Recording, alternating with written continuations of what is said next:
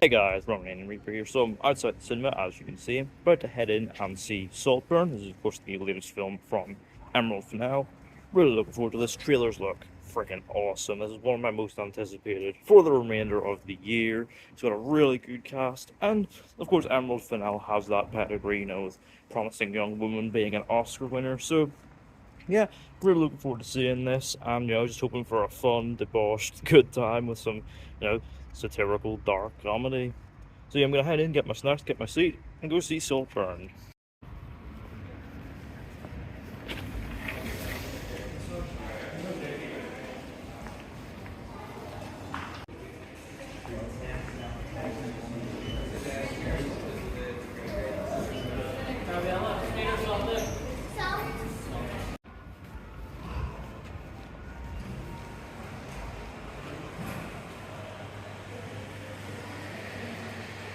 So yeah, I've got my popcorn here and a Sprite, ready to take a trip down the Saltburn Manor.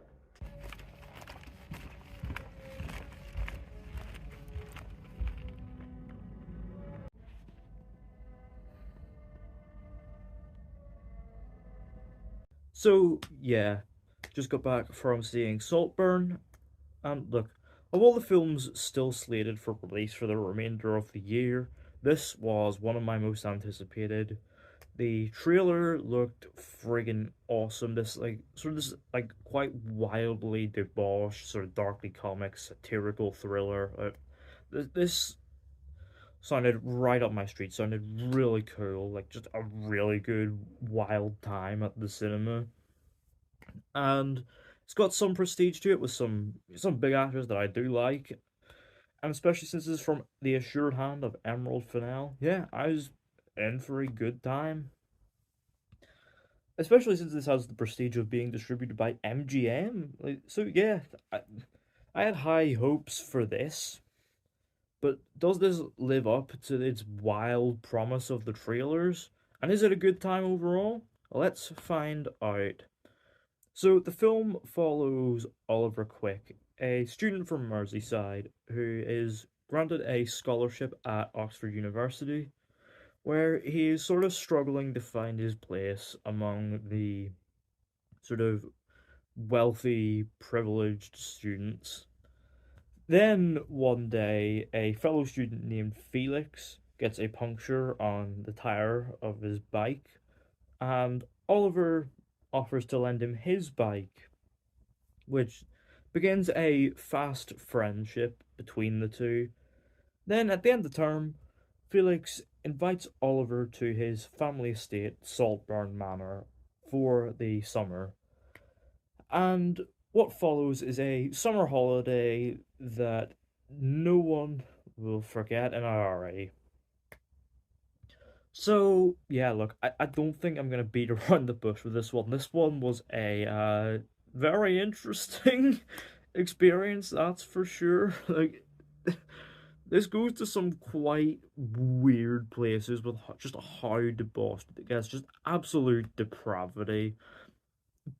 Like some sequences will absolutely not leave your mind in a hurry, and you know what? I think I kind of loved it. Yeah, like I really enjoyed Promising Young Woman. Don't get me wrong, but I think in terms of sheer ambition and like execution, I think I actually kind of enjoyed this. Like this is obviously Emerald Fennell very much coming on with her second feature and really developing in her abilities as a director, and it's so satisfying to watch. I mean, for one, I think this is definitely one that's very satisfying to watch with an audience on the big screen because there are some some moments that land big laughs with this sort of very darkly comic sensibility. Like it gets absolutely vicious and does cut very close to the bone with its sort of dark sense of humor, and it works very well with this sort of very satirical sensibility the film has. Where it's very much taking aim at how like and obviously the wealthy elite, the privileged upper class, and how sort of like disgustingly like self-centered narcissism of them, and how they sort of like view like lower classes as like pets that that they'll sort of just discard when they're bored with like an old toy when you buy it like a new one and it becomes your new favorite. Like sure, it can be a bit aimless with its satire. It's a critique I had with Promising Young Woman, but much like that film, this does very consistently hit its targets. And it does help that the film is very consistently engrossing to watch narratively, adopting a very distinct three-act structure where we start off unassuming enough at Oxford, we move over to Saltburn for some fun summer holiday hijinks that then turns into something much more sinister. Like it's very compelling stuff. It's consistently so engaging to watch this sort of thread just grow and grow in intensity as increasingly sinister things begin to happen. I was like hooked basically from minute one. It is such a distinctly told film, and it's a very distinctly made film as well. This is such a handsomely made production. Obviously the production design for Saltburn Manor and the fancy clothes that these privileged rich people wear. It's all so well done, and the cinematography is simply stunning. With this 4:3 aspect ratio, feeling very versatile, very varied to communicate a whole different bunch of ideas. Like it can go from being very like intimate and small for like dialogue scenes to feeling quite grand and capturing the walls of Saltburn Manor with a like real sense of majesty.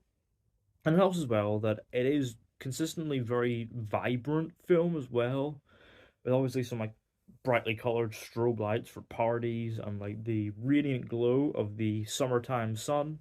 It is a beautifully made film, and it's accompanied by a real fun like sort of period soundtrack of like noughties hits. So you get like the likes of like Block Party, MGMT.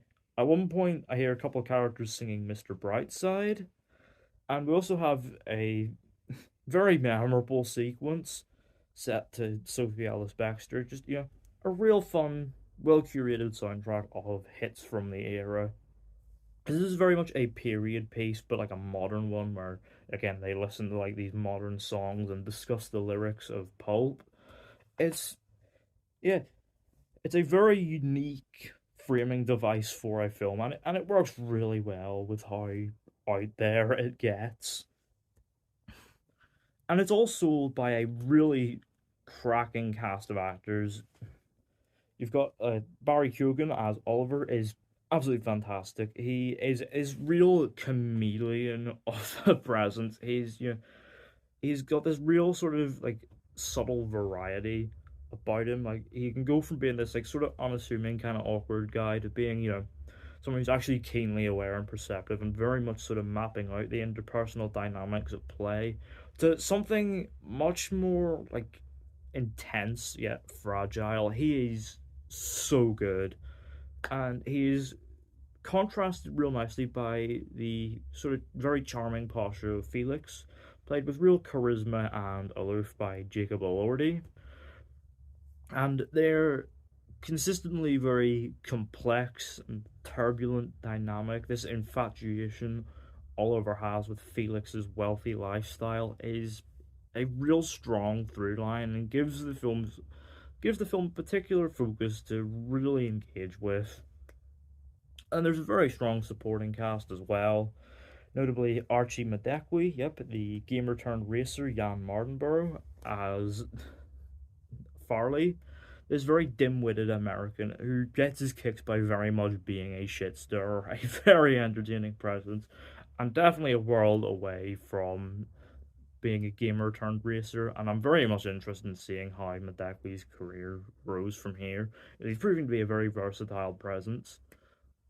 I also have Carrie Mulligan reteaming with Emerald Fennell in a small role, and yeah, she is good with the limited screen time she has.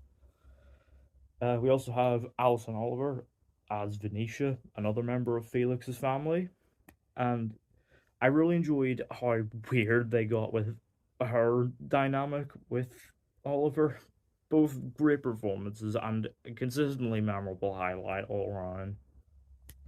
We also have Rosamund Pike as Felix's mother, Elsbeth, who has this sort of very subtle hint of madness to her, which is contrasted real nicely with Richard E. Grant, who is chewing the scenery. Nay, he is devouring the scenery as this real larger than life presence who goes from being really funny to being genuinely quite frightening. He is a magnificent presence. And, like, this all sort of builds to some real shocking rug pulls, some really hard hitting character moments and payoffs, and a very memorable ending sequence that will definitely not be leaving my mind anytime soon. It's a very, very engrossing film. It's so handsomely made, so well acted, and consistently very grippingly told with some very strong satire. Yeah, I think this might be a better film than Promising Young Woman. Overall, I'm going to give Saltburn a 9 out of 10. So yeah, let me know down in the comments, have you seen Saltburn? What did you make of it? Uh, what did you make of some of the sequences, particularly the ending? And did you like its modern period piece vibe? Let me know all that down in the comments. Don't forget to hit the thumbs up button if you enjoyed. Don't forget the subscribe button if you're new, and don't forget to turn on post notifications so you don't miss an upload.